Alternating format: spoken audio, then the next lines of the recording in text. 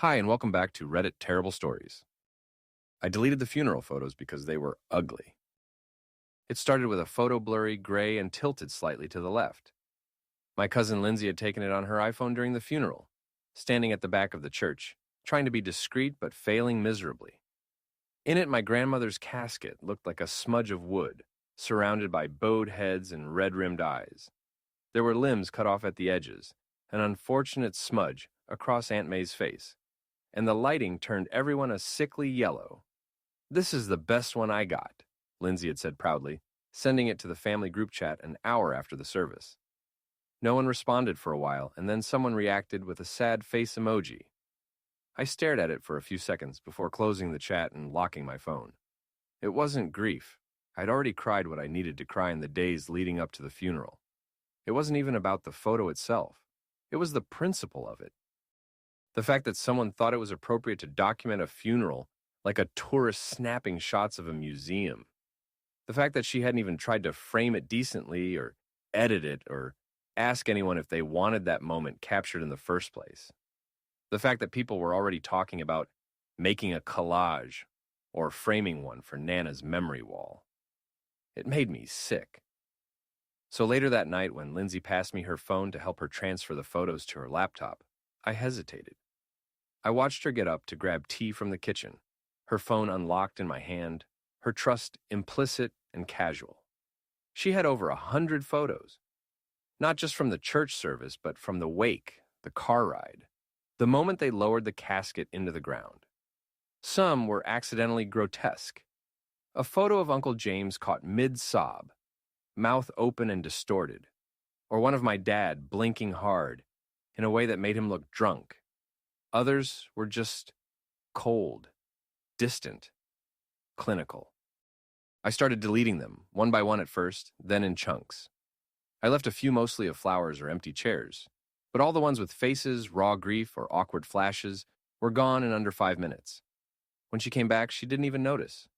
"Did they copy okay?" she asked, sipping from her mug. I nodded. "Yeah, I made a new folder on your desktop."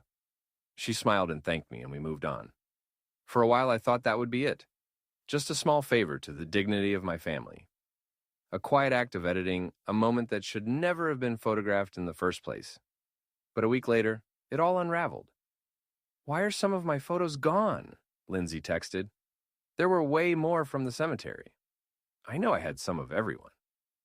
I stared at the message and didn't reply. Maybe she'd think it was a glitch. Maybe she'd let it go. She didn't. She asked again, then called. I ignored it. But she came to my apartment 2 days later, unannounced, furious. "Did you delete them?" She demanded the second I opened the door. I didn't lie.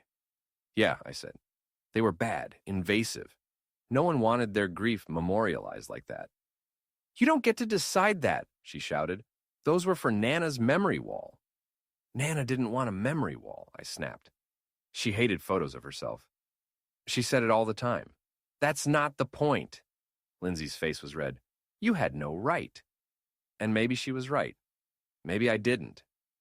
But I wasn't sorry. Not then. Not even when the rest of the family found out and the messages started pouring in. "Why would you do that?" "We were going to make a scrapbook. You erased memories." I tried to explain. I wrote a long message, carefully worded, about respect and privacy and the ethics of photographing the vulnerable. I quoted Nana herself. "Don't point that thing at me when I'm crying," she used to say. But it didn't matter. The narrative was set. I had taken something away from them. I had interfered. I had made a unilateral decision in a moment that should have belonged to all of us. The family group chat split in two. Aunt May left it completely. Uncle James sent me a private message saying he understood that he looked awful in the photos and was relieved they were gone, but he wouldn't say it publicly. "Too much heat," he wrote. I became the villain. The one who couldn't handle grief like an adult. The one who took control without asking. The one who deleted memories because they weren't pretty enough. But they weren't memories. They were trauma porn. And I would do it again. Still, the silence lingered. At the next family dinner, I wasn't invited. Neither was my partner, even though Nana loved her. My mother said quietly, "Maybe you should apologize, just say it was a mistake." It wasn't, I told her, and it wasn't. A month passed and the anger didn't fade. It fermented. Every family member who had once casually liked my vacation posts or sent me hearts on my birthday suddenly forgot I existed. No calls, no texts. My cousin Jenna even unfollowed me on Instagram, which felt childish but stung nonetheless. My mom tried to be the peacekeeper. She called me one afternoon while I was cleaning out the pantry and started with a gentle, "Honey, can we talk?" I knew what was coming. "They're still upset," she said softly, "especially Lindsay. She says it's not just about the photos, it's about trust." I closed my eyes and leaned against the counter. "Mom, do you think Nana would have wanted that kind of photo shared? The ones where everyone looked broken?" There was a long pause. "No," she said eventually, "but she might have wanted the family to decide together." That part I couldn't argue with. I knew it wasn't about the photos anymore. It was about control, about grief, about how we all process loss in such different and jagged ways. But no one was giving me the benefit of the doubt. In their eyes, I was the one who took away something sacred, something irreplaceable. But here's the thing, I didn't regret deleting them. I regretted not talking about it first. I should have said something, raised my hand and asked, "Is this really how we want to remember her?" But I didn't. I acted, and they interpreted that as selfishness. Maybe it was. A few days later, Lindsay posted a long note on Facebook, classic white background, black text. It wasn't subtle. Some people think they know best. Some people think grief is theirs to curate. I won't name names, but deleting someone's last photos is not protection. It's erasure. The post got dozens of comments. "So sorry that happened to you. That's awful. Those moments matter, no matter how they look." I didn't reply. I didn't even open the comments. But I saw my name come up in a few follow-up posts. Passive-aggressive things. Quotes about forgiveness and betrayal. It was wild to watch my own family spiral into this quiet social media warfare because of a handful of bad photos. The worst part, some people started saying I was ashamed of Nana, that I couldn't stand to see her old or weak, that deleting the photos was my way of erasing her decline. That part hurt the most, because it couldn't be further from the truth. Nana and I were close. I was the one who sat with her during chemo. I held her hand while she slept. I read her favorite poems when her eyes got too tired. I cooked her meals when no one else wanted to deal with the smell of medication and despair. I knew her better than any of them. I knew how fiercely private she was, how she'd recoil if a camera came out when she didn't feel her best. She once told me, "If I die with a frown on my face, don't let anyone print that photo. I want to be remembered with lipstick on and pearls around my neck." I remembered that. They didn't. To them, her last days were something to preserve like an artifact. To me, they were sacred, intimate, not meant for group chats or Facebook timelines. But how do you explain that to people who think sentimentality means never pressing delete? My partner, Ray, was supportive through it all. "You protected her," she told me one night while we were watching reruns, "even if no one else sees it that way." I nodded, but I was tired. So tired of defending something that felt so deeply right and yet so aggressively condemned. The next week, I got a letter in the mail, a real one. Handwritten. It was from Aunt May. It started with a lecture about respect and family and responsibility. But then, midway through, she wrote something that caught me off guard. "I don't think you're a bad person. I think you were trying to do what you thought was right. But the thing is, right and wrong gets blurry when everyone's hurting. Maybe you didn't need to delete to make your point. Maybe you just needed to talk." That letter sat on my nightstand for a long time. Not because it fixed anything, but because it finally felt like someone saw the gray area. The murkiness between intent and impact. I wasn't the villain, but maybe I wasn't the hero either. I was just a grieving grandson who made a choice, one that still echoed through the family like a quiet crack in the foundation. A few weeks later, I got an invitation in the mail to a family brunch hosted by my cousin Jenna. It was the first family event since the funeral, and the envelope had my name on it, just mine. Not Ray's, not both of us, just me. That said a lot. Ray noticed it immediately and handed it over in silence. I read it twice and placed it on the counter. "Are you going?" she asked, folding laundry on the couch. I didn't answer right away. Part of me wanted to go, to face them, to sit at the same table and maybe find closure. But another part of me felt like walking into that brunch would be like sitting in a courtroom where I'd already been tried and convicted. "I don't know," I finally said. Ray didn't push. She never did. That Saturday, I stood outside Jenna's place for a full 5 minutes before ringing the bell. I had dressed nice, brought a bottle of wine, and rehearsed in my head what I'd say if the topic came up. I was ready, or so I thought. The door opened and Jenna smiled, that tight, strained smile people use when they're not sure how to feel. "Hey," she said. "Hey," I replied. The room was full of chatter and smells of brunch food. Mimosas were being poured. Plates clinked. For a moment, it almost felt normal, until it wasn't. I could feel it in the way people looked at me, some avoiding my eyes, others watching too closely. It didn't take long for the conversation to shift. Lindsay brought it up, of course. Midway through a bite of quiche, she said, "So, did you bring your camera? Or do you delete those photos too?" The table fell silent. My jaw tightened. I put down my fork slowly. "I didn't come here to argue," I said evenly. "I came because I was invited, and I miss being part of this family." Lindsay scoffed. "You've got a funny way of showing it. You deleted memories, Nate. Who does that?" "I deleted bad photos," I replied. I didn't delete her.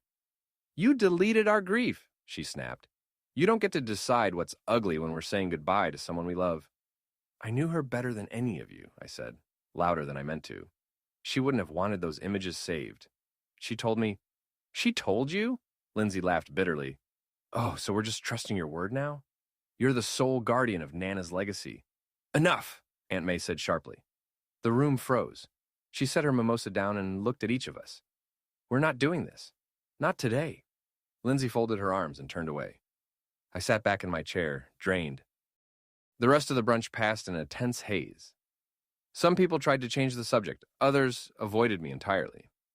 When I finally stood up to leave, Aunt May walked me to the door. "You were brave to come," she said quietly. "Even if they can't see it yet." I nodded, unsure if I agreed. "She really did tell me," I said, barely above a whisper. "She didn't want anyone to remember her like that." Aunt May placed a hand on my shoulder. "Then hold on to that, and give the rest of us time."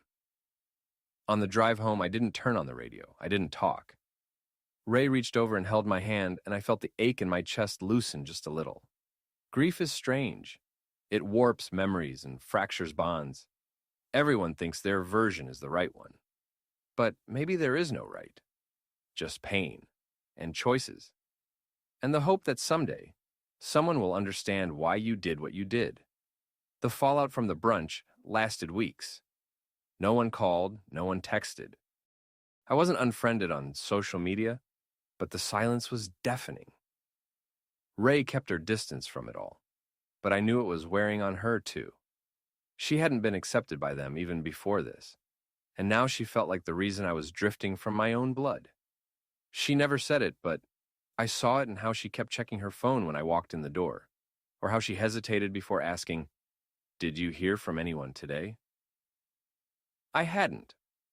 One night, I came home late from work, exhausted. She was on the couch, laptop open, watching old family videos. Ones I hadn't seen in years. There was Nana, much younger, dancing at someone's wedding. There was me, braces and shaggy hair, chasing my cousins around a yard. Ray paused the video when she saw me and looked guilty, like she'd been caught. "I was just trying to understand," she said. I sat next to her. "It's okay." We watched in silence. Eventually she said, "They all think you erased her, but I don't think you did." I nodded. "I didn't delete every photo, just the ones that looked like suffering, the ones she wouldn't want printed, framed, remembered." Ray closed the laptop gently. "Have you told them that? They don't want to hear it. Maybe not now, but maybe someday." A few days later, I got a text from Jenna. Just 5 words. I found the Dropbox folder. My stomach dropped. I hadn't shared it with her. It must have been from one of the shared links Nana herself had sent before she passed. There were other photos in there, some from before the illness took its toll. Us laughing, her smiling, sunlight on her face. Not many, but enough to show the whole picture. A minute later, Jenna texted again. Why didn't you tell us? I sat with that message for a long time. Then I typed, you didn't ask. Then I deleted it.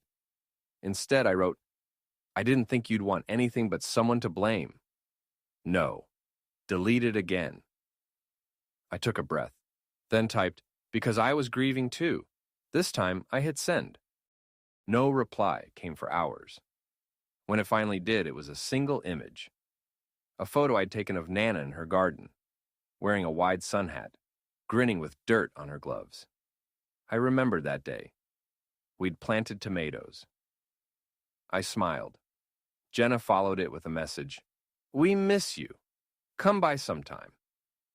I showed it to Ray, and for the first time in weeks, she smiled too. Maybe the wound wasn't healed, but it was no longer bleeding. I didn't go over right away. The invitation from Jenna sat in my messages like a still pond quiet, calm, and impossible to trust. I stared at it for days, rereading the words until they lost meaning. We miss you. Come by sometime. It sounded warm, but not necessarily sincere. Still, Ray nudged me gently one evening. Even if it's awkward, even if it's just for 10 minutes, maybe it's worth trying. I nodded. Maybe. So that Saturday, I baked Nana's old oatmeal cookies, packed them into a tin with a cloth like she used to, and drove to Jenna's. My hands were sweating the whole drive. When I rang the doorbell, it wasn't Jenna who answered. It was my Uncle Rob, red-eyed and thin-looking. He stared at me for a second, then reached for the tin in my hands. Are those Nana's recipe? I said. He let out a breath that was almost a laugh. She never gave it to me. She gave it to me when I was 17, swore me to secrecy. Figures, he said, stepping aside. Come in. Inside, it was familiar and strange. The house smelled like lemon polish and something baking. The walls were lined with photos, family, weddings, graduations. One corner had a framed portrait of Nana smiling at her 80th birthday, a photo I had taken. That made my throat tighten. Jenna came in from the kitchen and froze when she saw me. Hey, she said. Hey, I replied. You look tired, she said. So do you. We both chuckled awkwardly. She gestured to the kitchen. Tea? Sure. We sat, not speaking for a moment, sipping chamomile. Then she finally said it. I didn't know how bad she looked until I saw your photos. I blinked. That's why I deleted the others, I said. I didn't want people to only remember that version of her. She nodded slowly. You should have told us. We were angry because it felt like we were being robbed of memories. But I see now, you were trying to protect her. And myself, I admitted. I couldn't look at them without breaking. Rob joined us then, taking a cookie. She wouldn't have wanted us fighting, he said. You know how pissed she'd be if she knew we turned her death into a grudge match? We all smiled at that. The shared memory of Nana scolding us like children over a burned casserole or a forgotten birthday call. It wasn't fixed, not fully. But something had shifted. We sat there for a long time talking about her garden, her laugh, her sharp tongue. I left that night with a feeling I hadn't had in months. Peace. Grief had tried to tear us apart, but maybe love-flawed, complicated, human love was stitching us back together, one awkward, painful thread at a time. After that night, things didn't snap back into place, like some family sitcom. There was no grand healing montage, no swelling music. But there were texts, occasional dinners, shared photos. Slowly, almost imperceptibly, the air between us stopped feeling charged with resentment. Ray noticed it first. You seem lighter, she said as we walked through the park one crisp autumn afternoon. I nodded. It's still heavy, but now I know I'm not carrying it alone. She slipped her hand into mine, and we watched leaves tumble in a lazy spiral around our feet. A week later, I got an email from Jenna. It had no subject line, and the body contained just a single Dropbox link. My stomach turned. I clicked it. Inside the folder were 20 photos. Some I recognized as ones I had taken at the funeral before deleting them. Others were clearly from different phones. There were shots of Nana in her casket, yes. Some unflattering, sure. But there were also moments of pure, raw emotion. Cousin Lily holding her son and crying into his tiny shoulder. Uncle Rob, cheeks slick with tears, gently tucking a stray flower back into the arrangement. A shot of me and Ray, standing a bit apart from the group, her hand on my back as I stared at the gravestone. I hadn't even known someone took that. There was something oddly beautiful about them. Not in the traditional sense, but in the way they captured truth, unfiltered, unvarnished grief. And in the middle of them all was one photo that made me stop breathing for a second.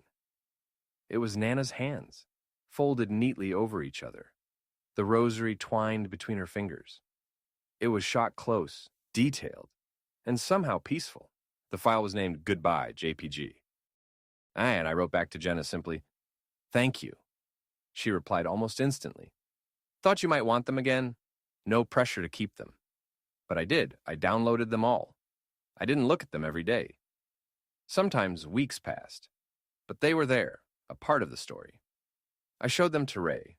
I even printed a few and placed them in an album labeled Lost Love. It sat next to our wedding album now. One night I dreamed of Nana. She was sitting at her kitchen table, wearing that same pink cardigan she'd had for years. She didn't say anything, just looked at me with those knowing eyes, then reached across the table and held my hand. When I woke up, I cried for the first time in weeks. Not the ugly kind, but something gentler. Like a faucet turned just barely open. Like a release. Later that week, I called Jenna and said, "Let's plan something, a remembrance."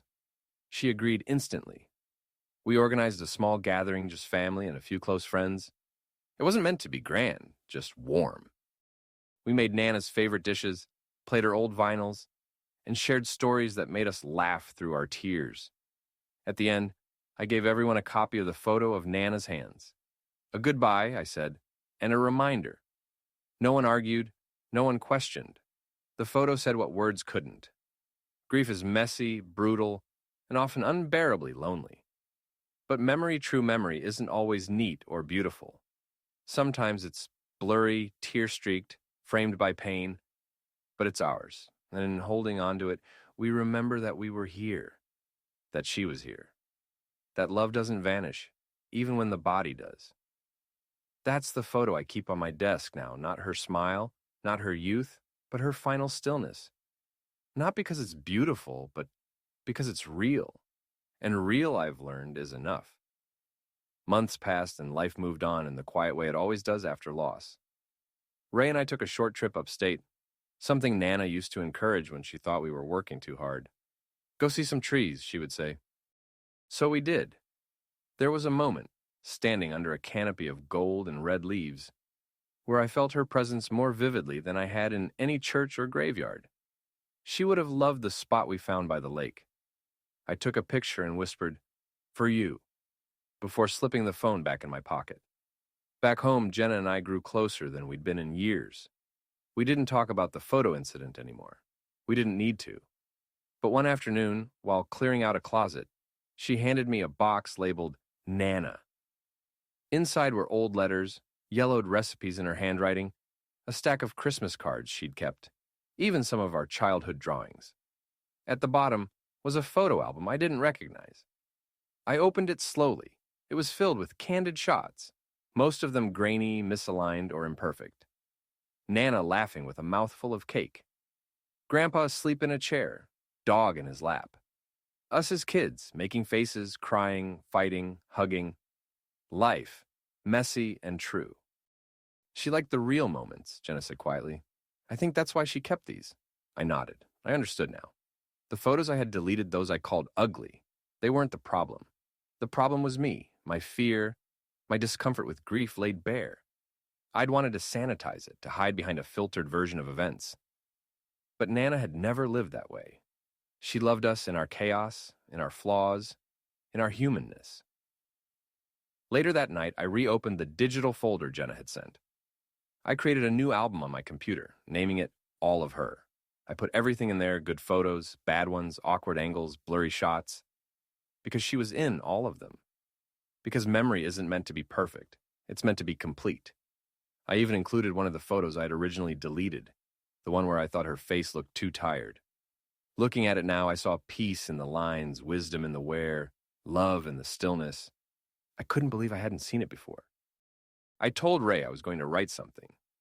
Not for social media, not for a eulogy, just for me. I sat down and wrote about the kind of woman Nana was, the kind who'd call you out for being rude but still bake you cookies 10 minutes later. The kind who refused to be photographed but ended up in every frame anyway, because she was always there, just out of view, anchoring the moment. I ended with one line. I tried to erase the parts of grief that made me uncomfortable, but in doing so, I almost erased her. Ray read it and cried. She printed it and tucked it into the photo album. We both agreed to keep it that way. No deletions this time, no edits, just the truth. Raw, painful, beautiful truth. Not long after, Jenna asked if I'd come with her to visit Nana's old friend, Miss Clara. Clara was 92, lived alone in a tiny brick house that smelled of mint and old wood, and had known Nana since they were teenagers. We brought her some muffins, and she brewed us tea so strong it could strip paint. She had a soft, gravelly voice and hands like parchment. But when she spoke about Nana, her eyes lit up like a girl's. She hated her picture taken, did you know that? Clara chuckled. Always turned her head or made some sour face. Jenna and I glanced at each other. But, Clara added, those pictures are treasures now. That's the thing.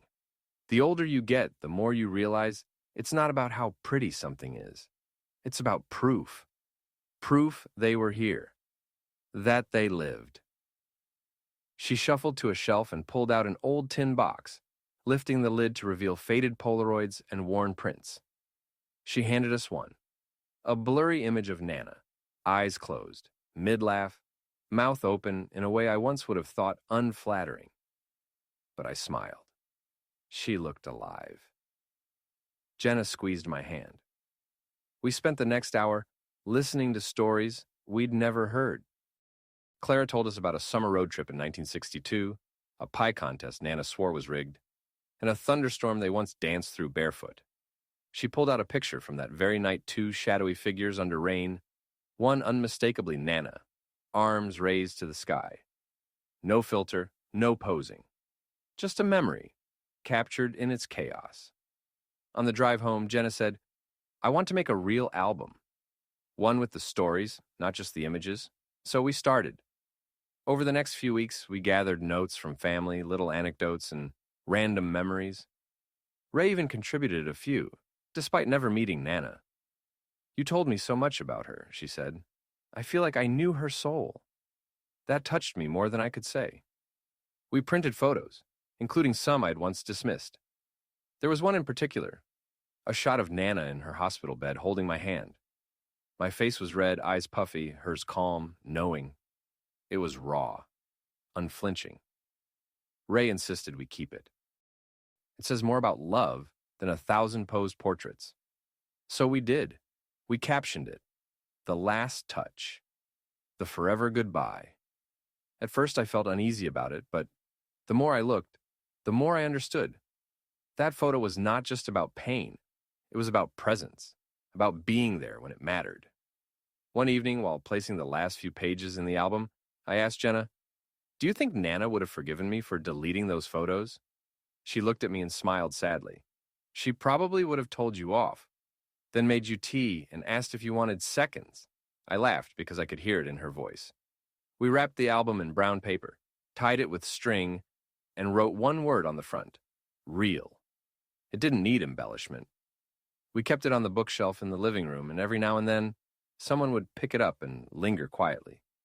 Even Ray's younger cousin, who barely knew Nana, sat flipping through it one afternoon and said, she seemed awesome, and she was. Not in the polished, curated way we show off online, but in the honest way that sticks. The way that lives in mismatched photos and messy handwriting. In that moment, I finally understood. Memory isn't meant to be beautiful. It's meant to be truthful. And the truth is, I loved her deeply. Ugly photos and all. Life after that felt a little clearer. Like someone had wiped the fog off a mirror and I could finally see myself. Not the curated version I'd tried to present, but the real one. Flaws and regrets and all. Ray and I grew closer in those quiet weeks. Our arguments didn't disappear, but they changed. We started talking from the inside out, not just tossing words like darts, but peeling layers until we reached the center. One night she said, "You're finally showing me who you are, not just who you want to be." That stayed with me. I began doing the same with others. I called my father, who I hadn't spoken to since the funeral, and apologized for being short with him that day. I was hurting, I said, but I shouldn't have lashed out. He was quiet for a moment, then said, "I didn't know how to talk to you either. I thought maybe you blamed me for everything." "I didn't," I said. "Not really, I just didn't know how to sit with grief." He exhaled like he'd been holding that breath for years. We talked for over an hour. After that call, I reached out to my sister, who'd been distant since the photo incident. I told her about the album Jenna and I made, and she asked to see it. She came over, we sat on the couch, and she cried over a picture of Nana baking bread, her apron dusted in flour, face sweaty and happy. "I remember this day," she whispered. "She let me eat raw dough, even though you told her it was gross." I chuckled. "I still think it's gross." We laughed, for the first time in what felt like forever. Slowly, the story shifted from what I deleted to what we rebuilt. Not everyone forgave me right away. Some still thought what I did was selfish. Maybe it was, but I learned that being wrong isn't the end of the world. It's what you do after that counts. At work, people stopped walking on eggshells around me. I was no longer the guy who lost his grandma and flipped out, but just me again.